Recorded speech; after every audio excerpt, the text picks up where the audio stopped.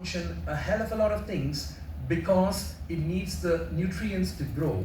You need carbohydrate, protein, fat, you need micronutrients and macronutrients. And when you have a short gut, you can see that there are multiple things that have changed inside the intestine, which is not going to support the child's growth or the development. So moving on from this, the most important point, what I want to emphasize and nail down this morning is there are only three things which are the cornerstone in the nutritional management of short bowel syndrome. First, nutrition. Second, nutrition.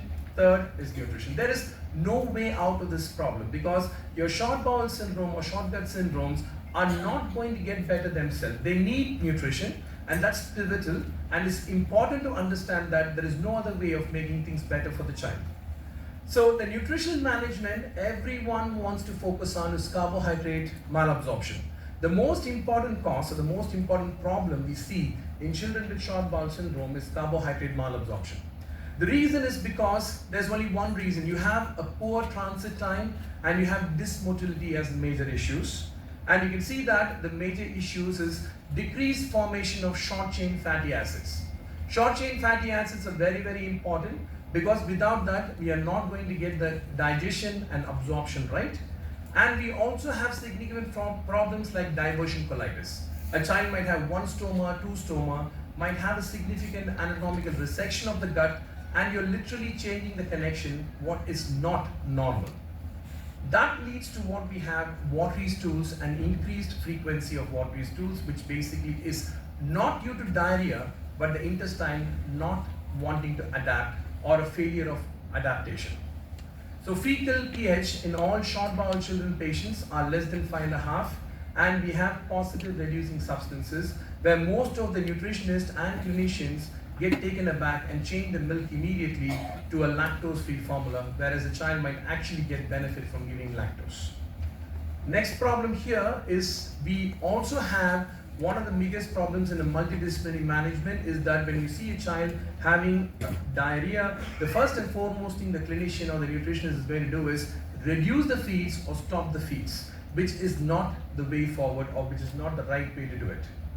Now, what else do we see here? We see fat and fat-soluble vitamins malabsorption. I'm going to go a little bit fast and I'm going to just show you the most important things. The first and foremost thing a lot of clinicians forget is the most important mechanism is called ileal breaking mechanism. So when you eat food, the duodenum starts processing it, the jejunum starts taking it, and basically the ileum has a very distinctive function called as the ileal breaking. It has to break food from going into the colon, and basically in children with short bowel syndrome, the ileal breaking system does not work. So what happens here, there is a condition called intestinal hurry, where you will see that fat malabsorption becomes the main problem. So when you see fat malabsorption, the most important things in children with short bowel syndrome is they have explosive stools and they also have perianal excoriation, which makes us think that the child is actually not absorbing the lactose or the carbohydrate or the fat, and that leads to making wrong decisions.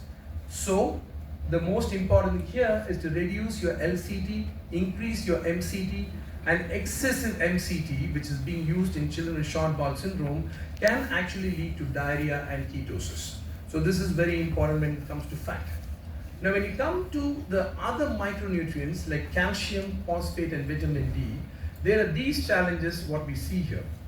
The first and foremost thing, most of our patients with short bowel syndrome tend to stay in the hospital for a long time.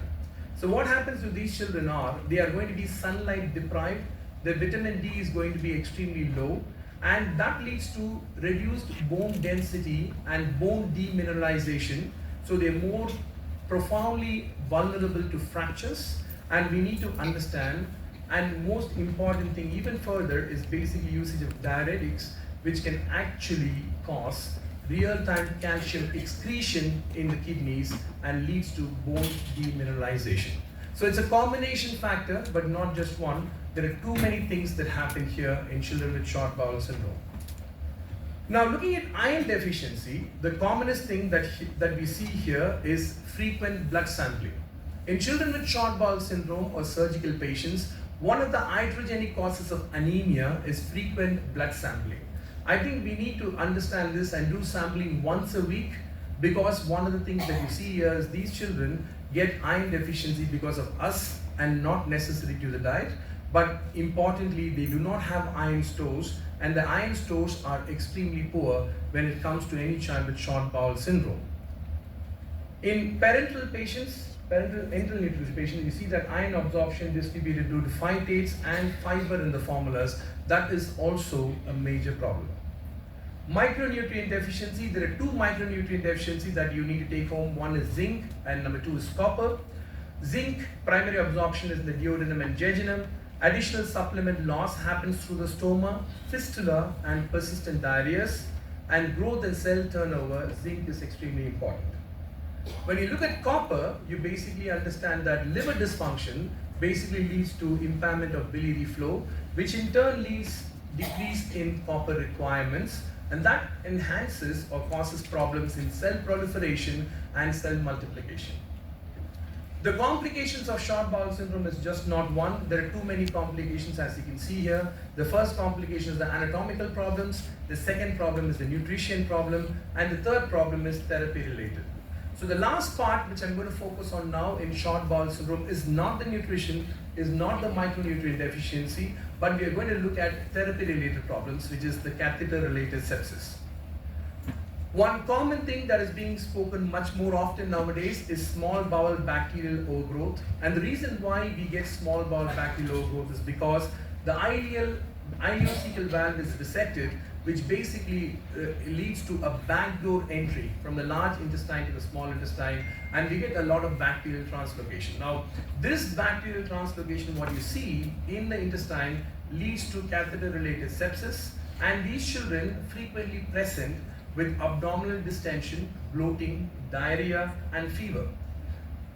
In my experience, what we have tried in our center is that we have used non-absorbable antibiotics. We've used oral gentamicin, we have used rifaximin, and both of them seem to work very well.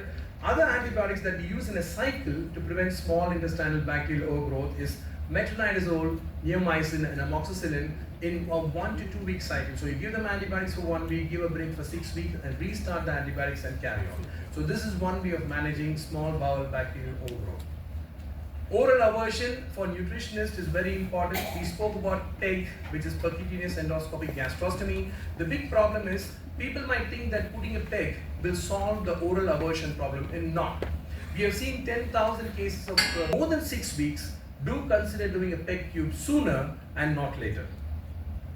Central line infections, we all have experienced syndrome, actually have a central line.